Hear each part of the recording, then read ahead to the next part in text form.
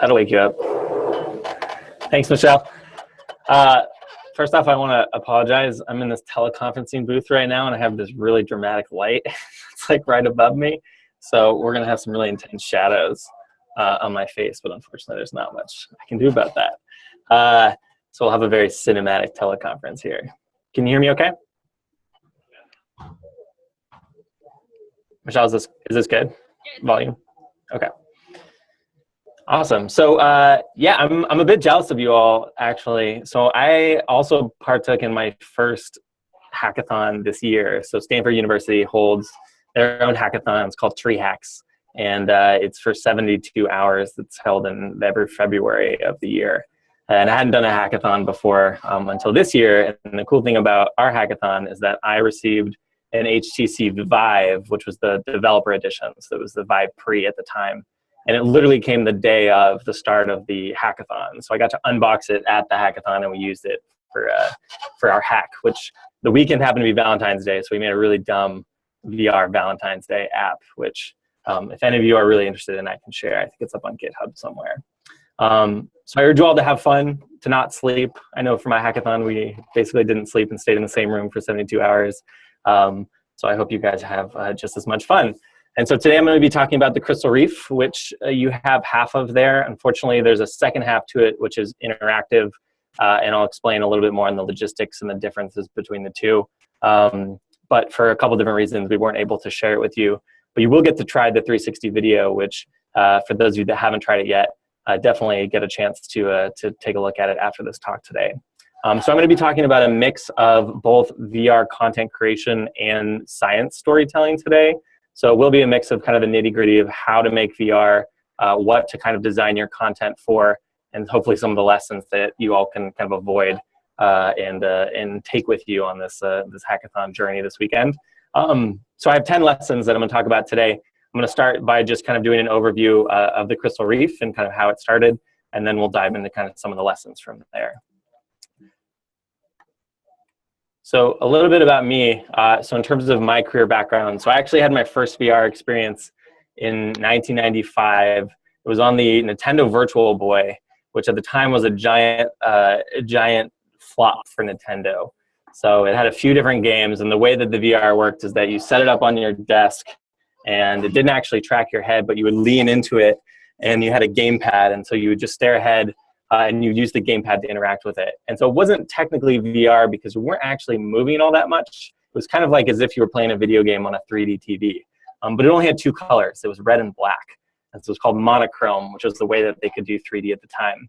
And it was awful. And it was so bad that Nintendo pulled it off the shelves after, I think, only a few months. So they didn't actually survive for that long. And Nintendo has not since done anything in VR, but there are rumors that they might pick it up now. So that was how I started in this adventure. And from there, when I started my freshman year at UC Santa Barbara, which is where I did my undergrad in cognitive psychology, I worked as a developer in a research lab there called the RecFab, which was the Research Center for Virtual Environments and Behavior. And so there I actually got to design VR experiments that we were using for social science. So we were really interested in how people interact in virtual settings. So we would network them together. We used really old clunky headsets. And then we developed, I guess, what we would call now bad VR, but it was the best VR at the time, and it's gotten quite a bit better since then. And so after that, when I graduated in 2010, I got a job at Stanford. So they hired me to manage their virtual human interaction lab, which we were renovating at the time. So I got to manage that construction process. We basically had kind of an endless budget from Stanford to imagine what would be the best VR lab that we could imagine and then build it. And so that process took a couple years. And you can imagine even 2010 seems like a long time ago, and a lot of that stuff has been outdated since, especially with the launch of the Oculus and the Vive. And so we've had to kind of improve the technology since then. In 2014, we actually met with the Facebook group. So when Oculus was being acquired by Facebook, we had a meeting with Mark Zuckerberg and some of his team at the time. So they came into our VR lab, and we had a kind of day-long session with him to look at the assessing the state of VR at the time. And then they went on and purchased Oculus for $2 billion that next week. Unfortunately, I did not get to see any of that money, but I'm still hoping that someday it'll return in some way. And then after that, in 2016, I graduated from Stanford. So I got my master's degree in what Stanford calls symbolic systems, which is really just cognitive science. They just came up with their own term for it. And my graduate thesis is what I'm going to talk about today, which is the crystal reef. So to start, we're going to talk about science a little bit and kind of what the inspiration for this is. So one of my favorite quotes is from Edwin Hubble.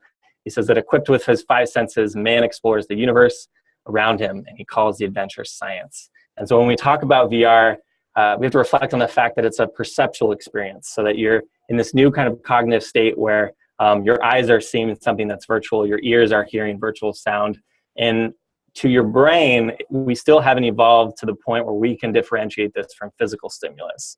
So one of the most important things to talk about on the social science side is that to us and to our brains, these experiences are real. And so when we're talking about science, when we're talking about exploring science, it's something that VR can achieve if done well, feels like actual real science being done out in the field.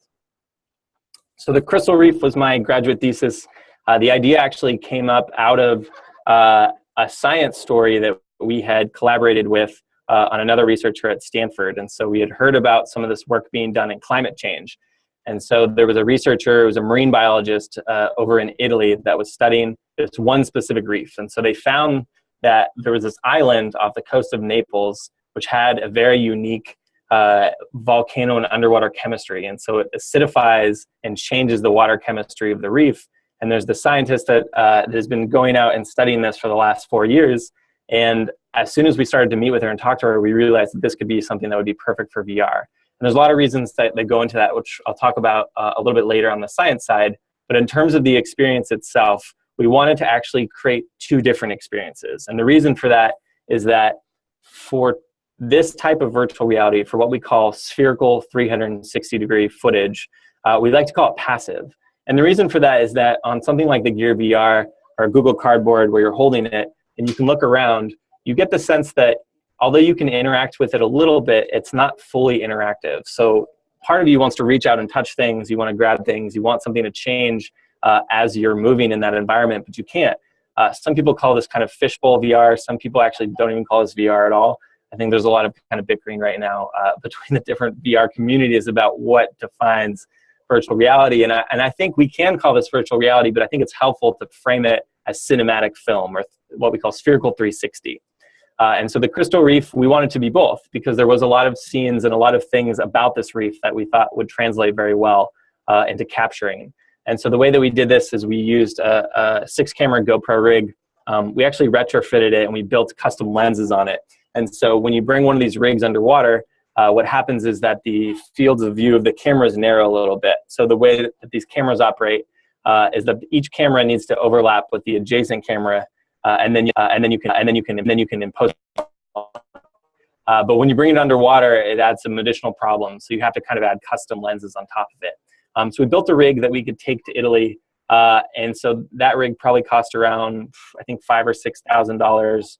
And was part of the bulk of the budget was just the equipment in order to film this.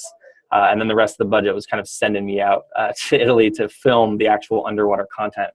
So the runtime of the film is about 5 minutes, a little bit over. We spent about 3 months of post-production in order to produce this. So we hired a voice actor, we hired editors, we hired sound designers.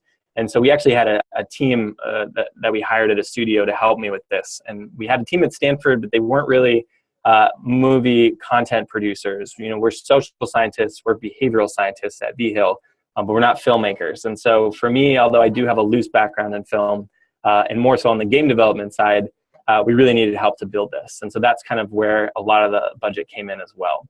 And so after 3 months, we got it done just on the deadline to submit it to the Tribeca Film Festival, which is where we premiered it in April. And so that was this year. And so we got to premiere it alongside the second piece, which is what I'm going to talk about next. And so the second part of the Crystal Reef is what we call the Crystal Reef Interactive. And so while we were doing studies at Stanford, we found that we had all these digital ocean assets, so digital 3D objects that were of the ocean. And so these were separate from this experience. They were part of a different study at Stanford, although I had the idea to pair them together. And I said, well, we have all these great assets. We have all these underwater models. Why don't we actually use them and build an experience that we can pair together with the video? So as opposed to just have a spherical video, we could have something for other people to do afterwards. So to give them an extra experience if they wanted to continue that cinematic experience of the reef. And so that was how the interactive was born. And we call this kind of active, interactive VR because it's rendered in real time. You need a computer to power it, and we use the HTC Vive to premiere it. And the programming environment that we used is called Vizard. I don't know if any of you have any exposure to it. It's a little bit more enterprise, so it's a lot more expensive than, say, Unity or Unreal. And it's meant for businesses that want to use VR to kind of train employees. And it's built on top of Python and OpenGL. And so it's easy to script. It's a scripting-based engine. And so unlike Unreal or Unity, it doesn't have a visual-based editor. So you literally have to program everything and then test it in VR to see how it works. And so it takes quite a bit more time in terms of some of the content to build. And since Vizard, I think, is free, so if any of you are interested in developing on it, you can download it and give it a shot, especially if you know Python already. It's a pretty easy thing to jump into. So the experience for this is a little longer. It's about 10 minutes, and so it continues the story that's told in the original Crystal Reef, except you get to be the marine scientist. And so you get to take the perspective of the marine biologist that we talk about, and you get to go down into the reef. And so the budget was quite a bit higher on this because this was something that we had been developing for a while that we kind of repackaged into a new experience. And so the budget kind of went into the models. It went into the programmers that we used. We had a team of about 15 people that collaborated on this for about 2 years, kind of beginning to end.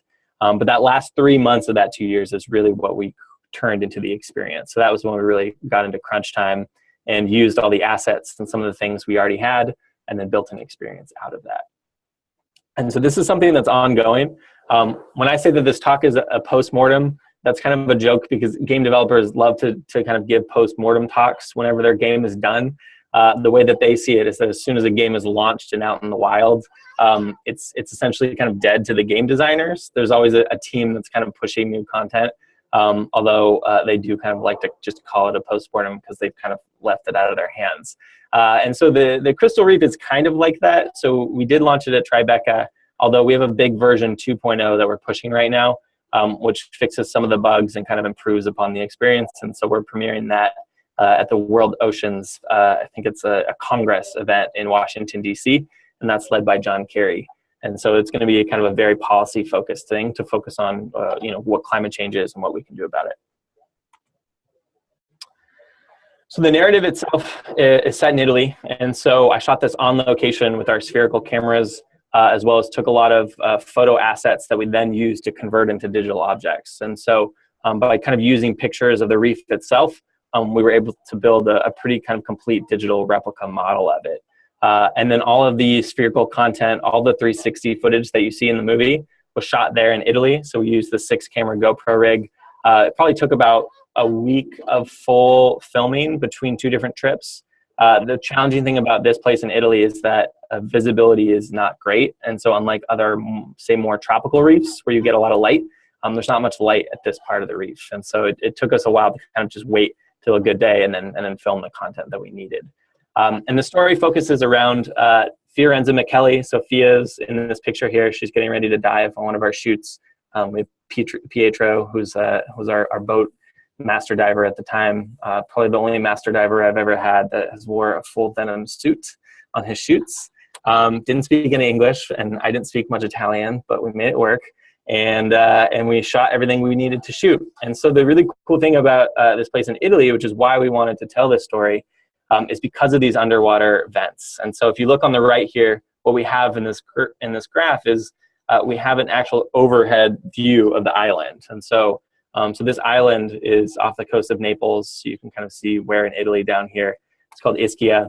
And Ischia has underwater carbon vents that spew pure carbon as opposed to, say, sulfur, like some other vents.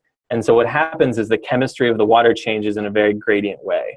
And so you get a bunch of very different types of ecosystems really close to each other. And so you can see as a model what climate change is going to do to the rest of the oceans. So what's called ocean acidification, which is when ocean is absorbed into the oceans through the air, which if you watch the film, you'll get a little bit more of an overview on. But we thought this was a great science story, and we thought it was a great opportunity to use virtual reality. And so that's the next part of this talk. I'm going to give you all 10 lessons to kind of guide you in your VR journeys. And so this first one might come as a bit of a shock, given that you're all developing on VR. My number one suggestion would be don't use virtual reality unless you have to.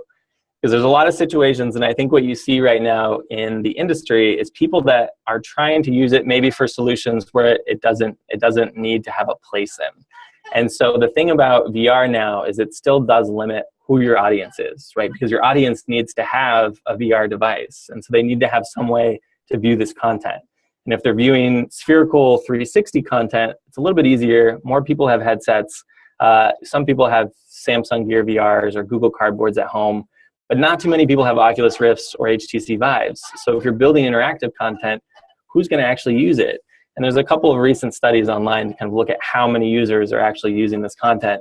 And the numbers would kind of shock you. I think overall users, I think, are below 1% right now. I think it's actually like 0.2% of all users on the game platform Steam are actually using VR devices. So if you think about all of kind of the target game users that you could reach, you're reaching a very kind of a small part of that. And so just something to think about if you're using kind of VR kind of out in the wild is that it's still new. And I'm sure that'll change in the next couple of years, but that's kind of where we're at now. It's still expensive to produce, like the budgets that you just saw on the kind of content side.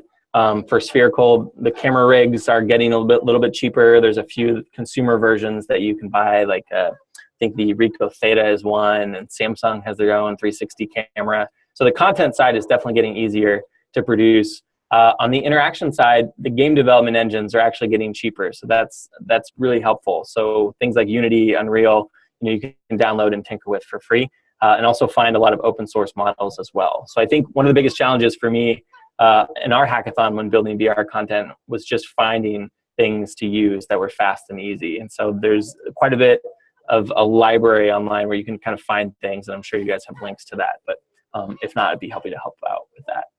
And so the real lesson here is that only use virtual reality if you find that it's a real life equivalent or another digital medium is, say, too expensive, too dangerous, impossible, or rare. And so what we mean by that is if you have some type of experience in the real world that's really expensive. So for us, for the Crystal Reef, scuba diving is still out of the reach of most people. It takes a long time to either do the training, to buy the equipment, to actually pay to go to do it. And so for most people, they won't scuba dive. And so how do they see a reef like this?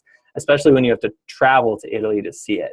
And so this is an expensive thing, which for some people might be dangerous if you have a disability or have a fear of the water. This is perfect for a VR scenario. So you can feel like you're scuba diving, but not actually have to do it. Another great reason to use VR is if something's impossible, which we'll talk about a little bit later. Is how can we break things that reality is constrained to, things like physics, things like time or space. We can manipulate these things in VR to actually have an intended outcome. And then rare, a good example of that would be something like whale watching, where I can go whale watching 10 times or a bunch of times, and maybe I don't get the one perfect experience, but in VR, I could get that perfect experience every time. So lesson number 2, which I think is all super helpful for you, is to think about your platform. And so work backwards from there, because that's going to change kind of how you craft your story, how you craft your experience. And so the first thing to think about is, do I want to make this cinematic or do I want to make this interactive? Because if you're doing a 360 video piece, the logistics of that are very different. It's more like you're filming and editing a movie, which uses traditional film editing principles, say like editing in Adobe Premiere or say Final Cut Pro. You're adding in sound and you're designing things like you would a movie, and you're thinking about the framework in that way as opposed to interactive, which is all game development. I'm working in Unity, I'm working in Unreal, and I'm thinking about things from a more interactive and dynamic experience perspective. And so I'm thinking about, what is my user going to do that's going to break this experience? Whereas a cinematic experience is very constrained, right? I know that my user is going to see it beginning to end. He might not look at everything that I want him or her to look at, but I know that experience is going to be 5 minutes every time. Whereas the interactive is a little bit more like designing a video game, and both have their strengths and weaknesses. And you want to think about your device. So if you're using a low-end mobile Google Cardboard, it's much harder to pull off kind of performance things with Unity as opposed to, say, using a gear or using a high-end PC. So you really have to think about your framework of your experience. The other thing about a Google is you have to hold it. So I might get tired of holding my display as opposed to something that's strapped onto my head. So that's something to think about for using that device. I still prefer kind of the medium end mobile. So Samsung Gear VR is kind of my favorite platform because it's still easy to use. You can still kind of access users. It's only $1,000 to kind of pair a phone with their case as opposed to, say, a high-end PC. And so although the high-end experience is really great and you get a lot of interaction in it, I think Samsung Gear VR does a good job at kind of targeting that middle range. And so thinking about all these platforms, you want to think about kind of your experience. Do I want this to be what museums call kind of limited choice learning? Do I kind of want to give my users a few things to do and then just kind of let them do that? Or do I want it to be completely open-ended? And so if it's open-ended and if it's a sandbox experience, that's going to be much harder to achieve on, say, a medium-end device, right? So those experiences are meant kind of for a high-end PC that can handle a lot of objects or digital models, and you can kind of move around a big open world. So definitely keep your platform in mind as you're designing your kind of VR science story. So the third lesson is to think about what makes good VR design principles. Oculus has a pretty good guide on best practices, and you can find that pretty easily online. You're starting to see a few pop up about what are the really, really important things to do in VR. I've just kind of narrowed the list down to things that you should think about when building yours. And I would say the number one thing is to optimize for frame rate. And so this is probably hands down the most important thing, especially for whatever device that you're using, is to always test for what are called frames per second. So FPS is how we measure performance. So if I am using the Samsung Gear VR, that device operates at a maximum of 60 frames per second. So this phone and the display is constantly updating every 60. But if, say, I give it too much graphics and too many things to render and to update, the frame rate might drop. So it might be 30 or 20. And what happens when the frame rate drops is people get sick. And so that makes for a really bad experience. And so the best thing that you can do is really constantly test your experience. Try not to add too many things too quickly. Start by adding slow, testing, and if it still operates well, adding more things. And so slowly kind of add your objects and add your environments and make sure that you're hitting kind of that target frame rate. Another thing to think about is device inputs. And so for the lower end devices, you have a lot fewer of interactions to work with. And so for a Google, I only have one button. I can only kind of slide the magnet up and down. And that's the one interaction I get for a user, as opposed to the Gear VR. So now I have a touchpad. I can go front and back and up and down, and I have one button. But if I have the Vive controllers, now I'm holding two things in my hand, and I have buttons, and I have triggers, and I have haptic pads, and there's all these different things that I can use to interact with. And so that really opens up your experience. But I might not have to use all those things. And so if you think about your experience, keep input devices in mind too. Maybe I don't need to use them, maybe I do. So maybe if I really want that input, then I have to use the HTC Vive. I have to use something that has hand controllers because that creates the experience. So for the Crystal Reef, for example, we really wanted people to swim. And so in order to do that, you had to hold the Vive controllers, and then you would actually swim using what would look like a breaststroke underwater, which is not how scuba divers actually move. But it gave people the kind of experience of swimming. And so that was a very important part of that, and we wanted to include that, so we had to use the Vive for that. The next thing to keep in mind is to keep your experiences short. Usually in the lab, we tend to keep things under 20 minutes, but I would say even shorter than that. So ideally 10 minutes in the Vive is plenty. Mostly because people are still new to the platform, and so people tend to get a little bit fatigued, I'd say, after the 10-minute mark. So most of our experiments at most will go 20 minutes, but those are just kind of general guidelines to work in. If it's a great engrossing experience, you might find that people don't mind staying in for longer, so 20 or 30, but certainly kind of test for that to kind of see how people are responding to it. And you want to always give people time to adjust. So the thing that we probably learned the most from the Crystal Reef, especially on the cinematic side, is that the shots move really quickly. So even going back and watching it now, I probably would prefer that the shots were a little bit longer. Because whenever a scene changes, it's really hard to adjust. And so we'd say probably 15 seconds at minimum for time to adjust in a new scene. So if you're kind of quick cutting, so if you're on a beach and then next you're on a boat, I want to give you time to kind of acclimate so people can look around and adjust to that scene. It's kind of similar in an interactive experience too. You never want to move the user really fast, but not give them enough time to adjust. And so certainly keep that in mind as you're building in, say, levels or different points in your VR experience. And the last thing to mention is you really want to make it self-explanatory. I think the thing about our Crystal Reef Interactive is that it did take some explaining. The swimming mechanic wasn't really intuitive, and so we kind of had to walk people through it. And it's never good to have a requirement of an extra person to explain things. And so we would have preferred if it was all kind of within the experience and just automatically intuitive.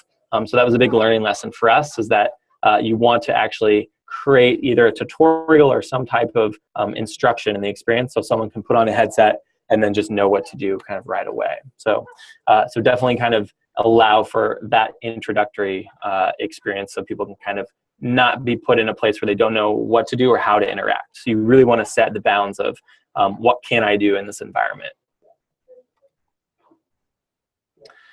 So to expand a little bit about one of my design principles earlier about designing this kind of idea of the impossible. So why are we using VR to tell this story? Well, one of the most fun things I think about using this platform is that in virtual reality, you can really kind of manipulate a lot of different things. And I would say more than any other medium is you really get a sense of scale. You get a sense of space. And so that's something you can really play with, is this idea that time and space can change in VR. And so you can use that to your advantage for telling your story. For us, when we were building the swimming mechanic, obviously you don't swim as if you were actually underwater, which allowed us to kind of let you do other things. So you swim a little bit faster, you have less buoyancy, and it makes interacting with things a little bit probably more fun than it is really scuba diving, because you can really kind of navigate big open reefs really quickly. And so really playing with this idea that in a VR environment, I can mess and adjust with a lot of different things. And so what comes with this is, because there's a sense of scale, you get a sense of intimacy. So your user feels closer to these objects and feels closer to these ideas. And so if you're telling kind of a story that relies on that, I would really play that up, is that there's an automatic intimacy if I'm standing in front of a fish that I get in a VR simulation that I don't get easily in other traditional media. If I'm just looking at a photo or watching a movie, I automatically feel closer to that just based on the platform itself. As you're brainstorming, one thing which we found really, really helpful in our hackathon is to do what we call prototype, or even Stanford has another word for it called pretotype, which is a stage before prototyping. So if you can think of like really low tech ideas and ways to test your platform so you don't have to code it all, then it saves you a lot of time. And so, for example, when we were doing a team building activity in VR, we actually just did a low tech version with just people. And so instead of wearing a headset, we just blindfolded people and we had them navigate. And so our team building activity had one person that was standing across from an obstacle course and another person with a blindfold, and they kind of had to direct the blindfolded person around kind of this obstacle course. And so we wanted to translate that into VR, and we could do that by prototyping it in a pretty low-tech way. So if there's any way that you can kind of do things really, really quickly and then find out that they don't work, then I would kind of I would try to do that. And this is kind of where all the fun comes in too. But one thing to always remember is that we don't want to make users sick. And so physics is only as fun to break until it actually makes users nauseous. And so we really want to kind of keep the experience fairly static. And so you don't want to be having the user kind of do barrel rolls and things like that. Roller coaster apps do exist, but people kind of have a kind of ranging tolerance for them. And so again, just user test. And if you can find people that have limited experience in VR, they're usually the best, since they kind of have the least tolerance for them. So now onto kind of the more social science and science storytelling side of this talk.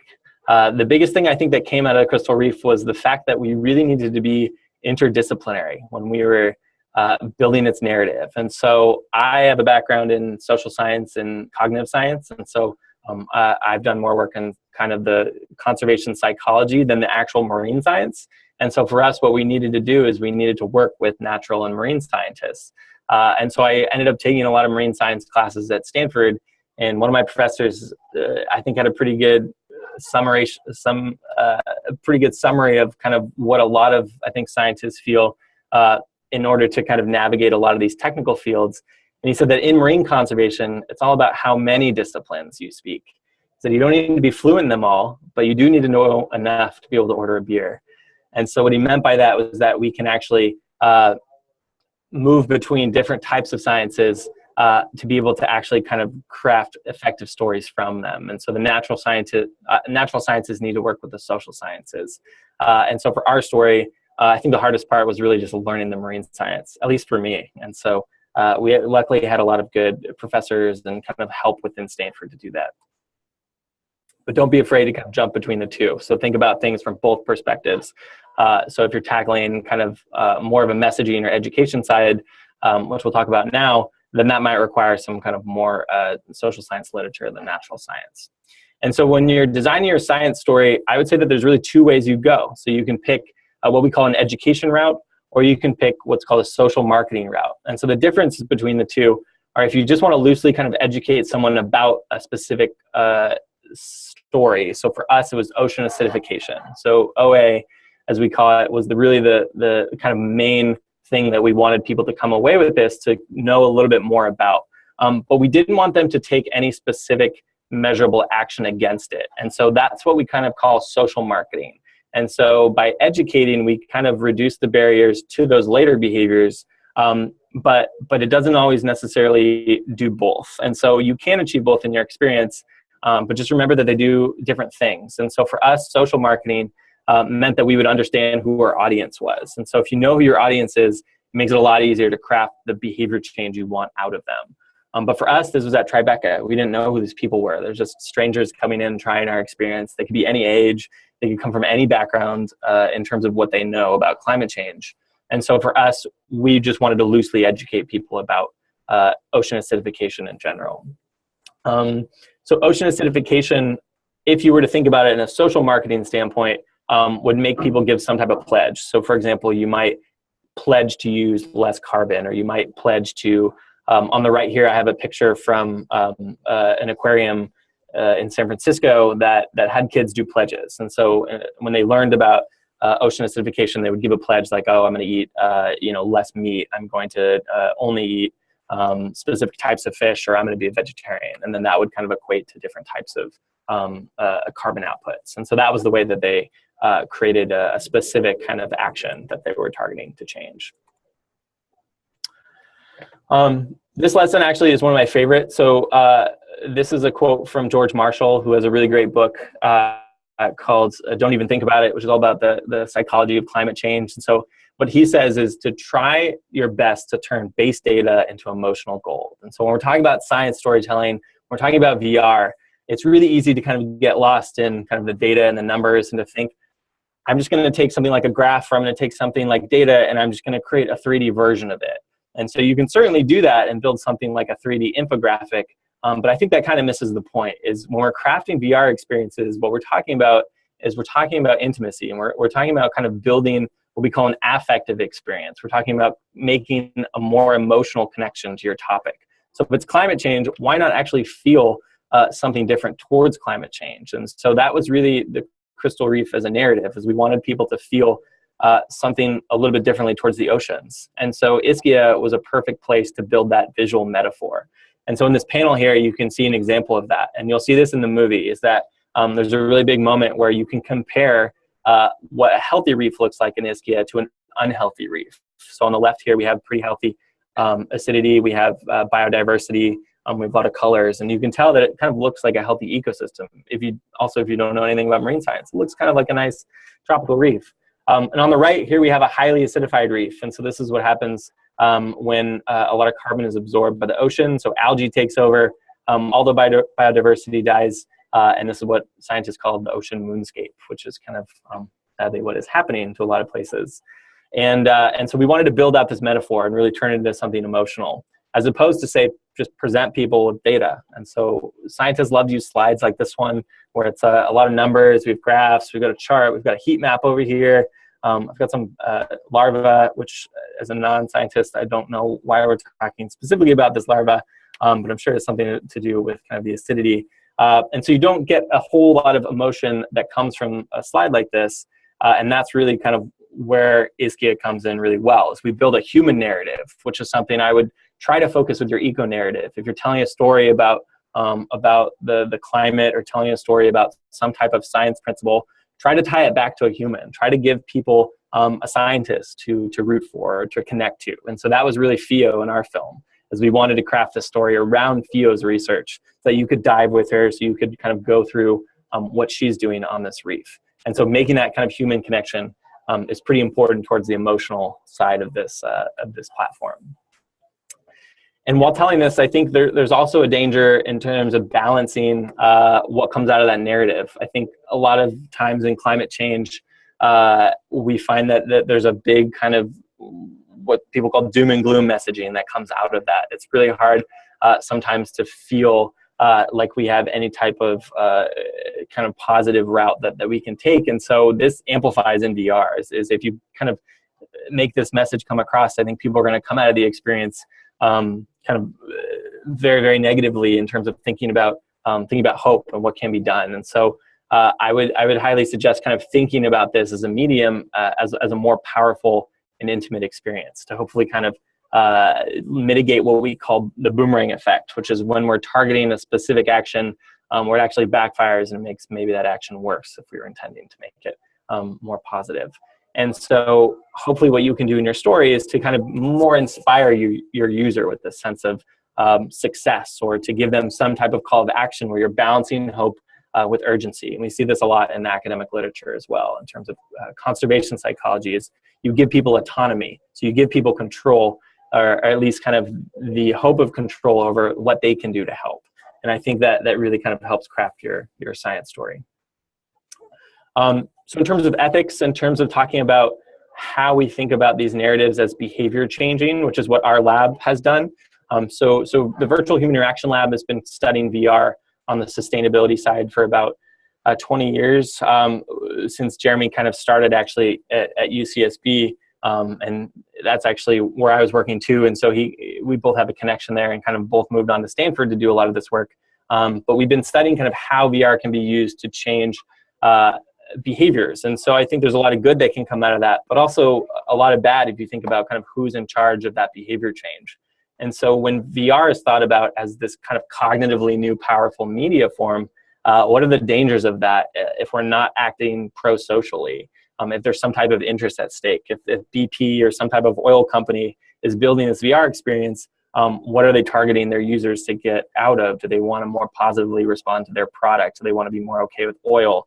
I think that there's a potential here, certainly for some type of malicious manipulation. And so the most important thing I think we can do when building these experiences, at least from an environmental ethics standpoint, is to just be cautious, is to be cautious about what am I trying to get my user to feel, and what type of behaviorism am I trying to change in them, and am I giving them some type of transparency about that. And so if I am encouraging my user to maybe or act a specific way, I want them to maybe think about that a little bit. And so giving them kind of some type of kind of knowledge about what's happening, and kind of borrowing at least a lot from environmental philosophy, which looks at kind of avoiding green activism, or at least what we call blind green activism, but instead kind of generate an inquiry. So I'm thinking about kind of why things are becoming the way that they are, and even sometimes questioning the science. I think that's a pretty healthy thing to do, is to think about, is this legitimate? Who are the stakeholders? Who's designing kind of this this research, and is that something that I'm choosing to believe or not? So as opposed to just directly kind of hopefully manipulating my user into feeling. And so important things to think about, just because VR is more intimate and it's more powerful, we just need to be careful in how we use it. And so at V-Hill, we have a pretty distinct philosophy in that we're only using it for pro-social behaviors. So we're not looking at it in a negative context. We're mostly looking at it in a positive way. Can we encourage more positive conservation actions? But there's also the other side of that coin too. And the last lesson that I'm going to leave you all with is to think about your experience outside of VR. So when your user is done, what are they going to do next? How are they going to think when they take off this headset? What do you want to leave them with? And so there's a lot of other options for providing your experience outside of the headset too. And so we call this scaffolding. So if I give my user something a little bit more lower tech afterwards, then it can really kind of help translate that story. And if I'm kind of competing with something physically, which might be an aquarium or some type of real kind of live animal exhibit, you can imagine that the Crystal Reef is kind of, I guess, competing with real oceans. We have a philosophy that we call letting the animals win. And so this actually came out of California Academy of Science, which is a museum in San Francisco. And they always, in crafting their messaging, they defer to the animals. So they want actually real nature to kind of be the main focus, and then everything else comes after that.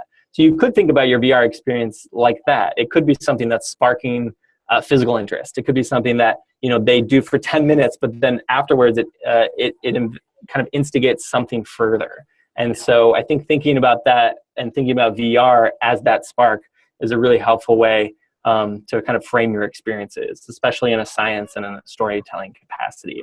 So when your user takes off the headset, what do you want them to do next? Can you give them something to follow up on? Can you give them something to do that continues that experience after just the 10 or 20 minutes that you put them in there for?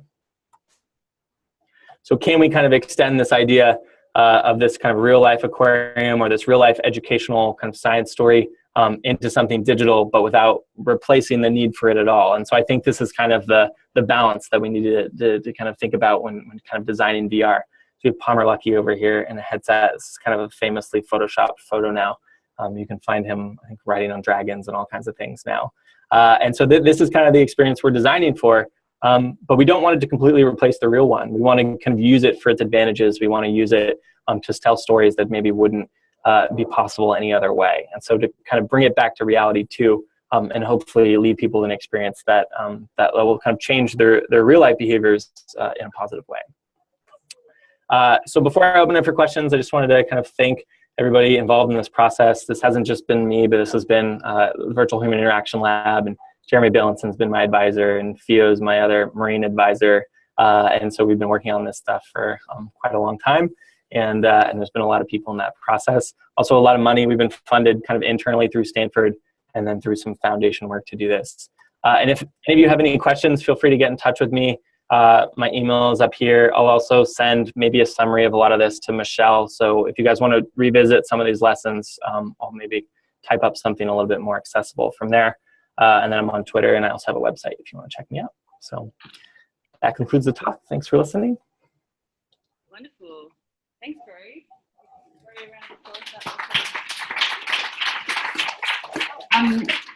Cody, have you got a few moments to stick around for some questions? Mm-hmm. Cool. Do you mind minimizing your screen, like your PowerPoint, so that we can Yeah, absolutely. Full face. Yeah. Is that better? That's better. Questions for Corey? Anything to do with research or maybe advice? Thanks, Cody. I've got a question. You were talking about playing with, and often in cinematography and photography, we use time lapse as a way of taking people through time. What are the dangers of doing that in a virtual sense? Do you mean dangers in terms of the kind of uneasiness, or making people sick? You know, what should you avoid, or is it a good tool? Yeah, I think time lapses are actually kind of a great mechanism to use as long as the camera is statically set. So most scene changes in a time lapse, depending on kind of the intervals, don't change too much. And so we found that with a lot of time lapse shots, actually people are pretty comfortable with it because it's the same setting. It's just that the lighting changes. And so kind of like day to night cycles, we've done some kind of underwater time lapses too. And generally most people feel pretty comfortable in those experiences, and they can look pretty good because you can speed up time really quickly.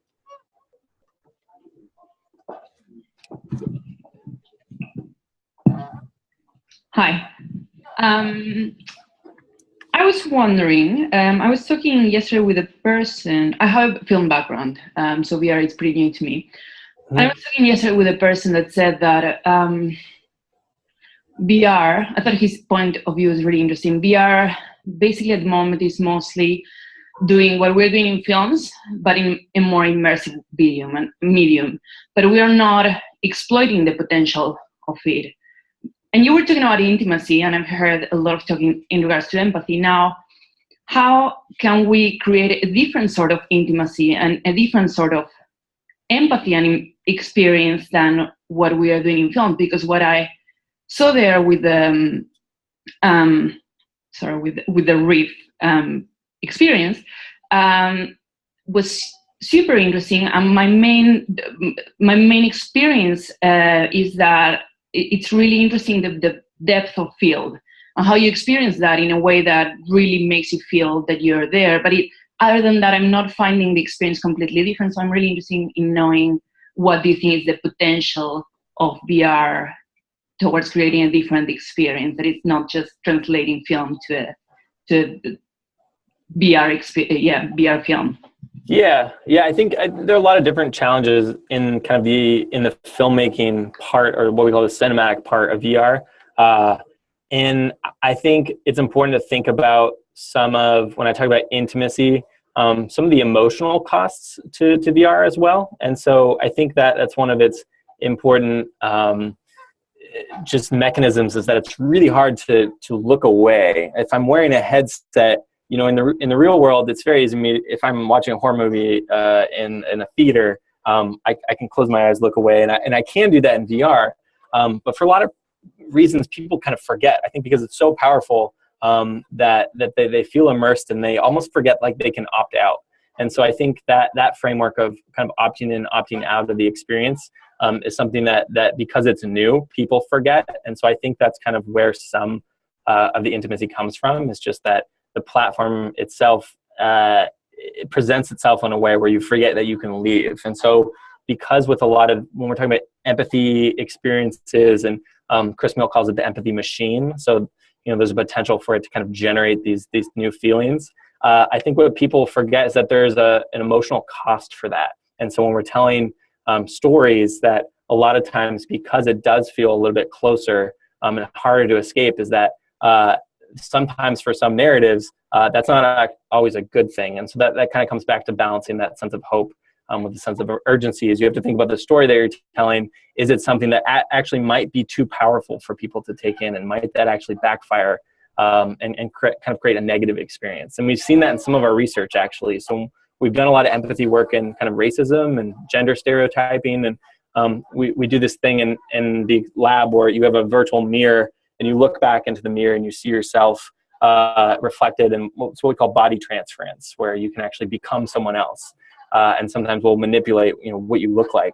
And a lot of times that will help kind of reduce, biases and stereotypes. But depending on the way that it's done and the way that it's received, it can actually backfire. And so it can actually increase racism and actually make people a little bit, different than we had intended. And so I think those are things to think about in filmmaking too. I don't know if that completely answered your question, but those are the types of things that we study in our lab. You talk about the fact that it is an incredibly immersive experience, and I'm just wondering if it's an interactive situation where you get to, choose your own adventure, as it were, through your immersive experience. Does that take you out of the experience a bit? Like if you have to stop and, I don't know, I'm not a VR person, I have no idea, but whether you have to stop and make a decision about where you go next, does that take you out and remove you from that immersion? Yeah, I think there are actually two big things that happen with interactive experiences that we observed both of, I think, in Tribeca, just because we hadn't user tested our experience enough. One is when things are frustrating. And so when a user gets frustrated, kind of like in a video game, they tend to give up pretty easily. And so if it's not exactly clear either what the next objective is to do, or what the kind of like next goal is, I think people tend to kind of get pulled out of that experience very, very easily. And so, but I think that's not that much different than typical game design. Is if you kind of employ good game design principles and make it clear kind of like what your objective is, or employ what we call limited choice, right? I'm in a room, but there's only a specific set of things I can do. So it's maybe much harder for me to get lost. One thing we didn't do in our experience was we didn't limit how far people could swim. We thought, people tend to kind of look at the things near them and they won't swim too far. Well, a lot of people swam really far. So they swam away from all the action because we hadn't constrained them into a specific zone. And there weren't a whole lot of users that did that, but those that did got lost and got pretty frustrated. And so I think the second part of that is make it intuitive to how you interact with things. The other thing that pulls people out is when you expect to do something and then it can't happen. So if there's objects, like we had grass in our scene underwater, so we had like really simple what's called billboarded grass. So it's not actually a 3D object; it's just a plane. And the reason you do that is to save polygons, so the experience runs faster.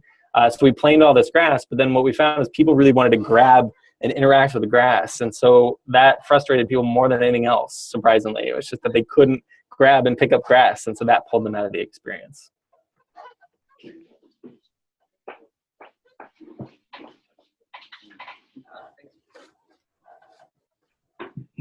Thanks for this. We have one challenge here about reef and underwater, the Great Barrier Reef. Actually, I'm just wondering, are we allowed to use your film or your VR assets for this hackathon? The assets, unfortunately, not. So they're all owned by Stanford. So we're actually not allowed to externally share them.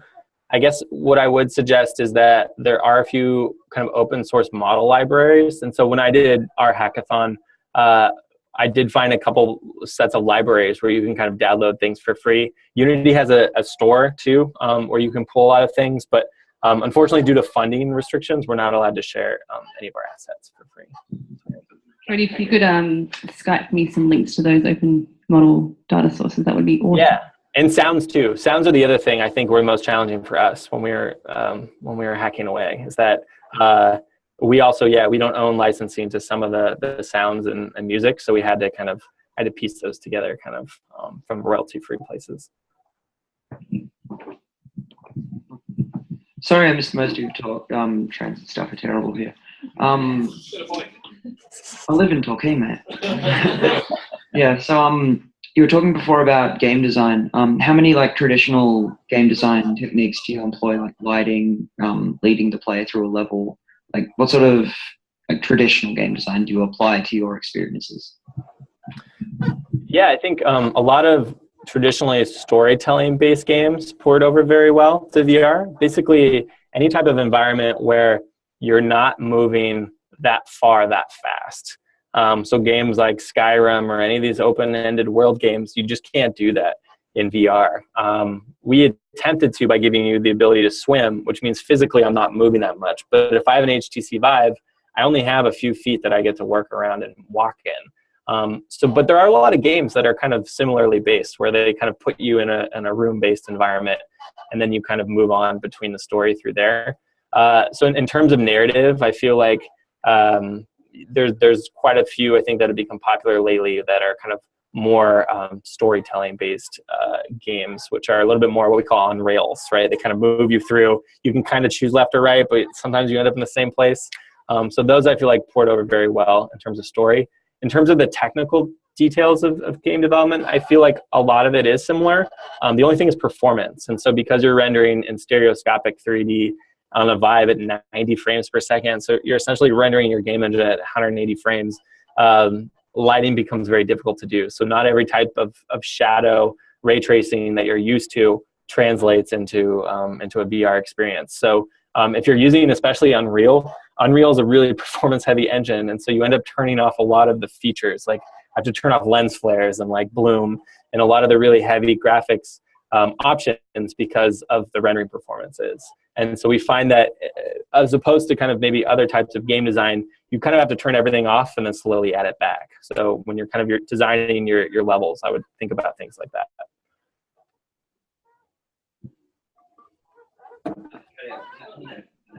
There we go. Hello. I haven't had a chance to check out your Crystal Reef, unfortunately, but probably a question more appropriate for the human interaction lab, the virtual human interaction lab. What I've experienced with VR is what separates the okay from the great is the audio. What are you guys looking into, and what have you experienced in terms of the workflow of introducing 360 audio and really immersive audio into VR experiences?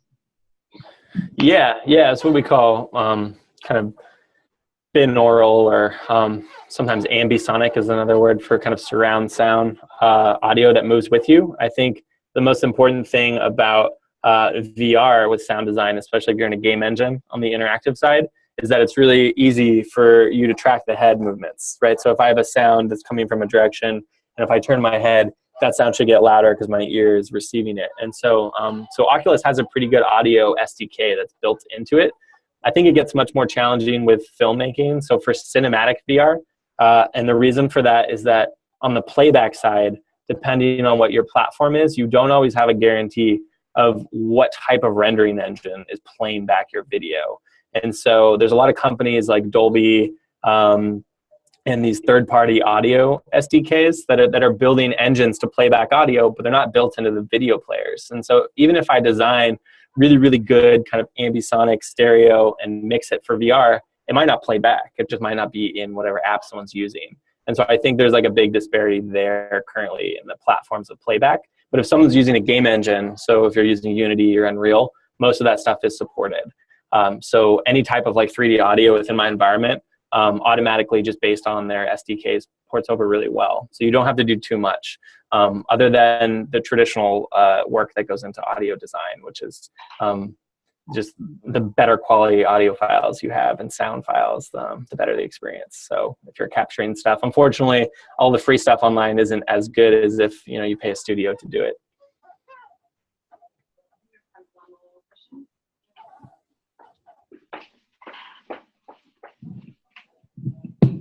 So Cody, my name's Mark. What frustrates you about the limitations on sensory experience with VR as a storyteller? Yeah, I think the biggest thing right now is haptic feedback is still a little lackluster. So when we're talking about exploring kind of all the perceptions, I think one of the most important things is haptic feedback. So when you reach out and you try to grab an object, and in VR, there's something blocking you like a wall. Currently, for kind of good VR, there's no way to prevent my hand from going through that wall, and that kind of breaks from the experience. It can help if you add in a little subtle feedback, but you need to be using a device that supports it. So for the HTC Vives, if you're using the controllers, in the SDK, there's an option to like send vibration to them. So you can actually, if I collide with something, it'll vibrate. And that's a little bit of haptics, but I think it doesn't quite get to the full experience. And so when we were talking earlier about what takes me out of that, I think that expectation of having haptic feedback and then not getting it certainly pulls me out. At the lab, we have a pretty elaborate system we built where we put subwoofers under our floor. So the floor is raised, and then under it we have kind of 16 subwoofers that are attached to the floor. The floor is built out of a special type of steel, so it vibrates. And so you actually feel kind of through the whole part of the floor, wherever you walk in the room, you feel haptic feedback through your whole body, and you don't have to hold anything.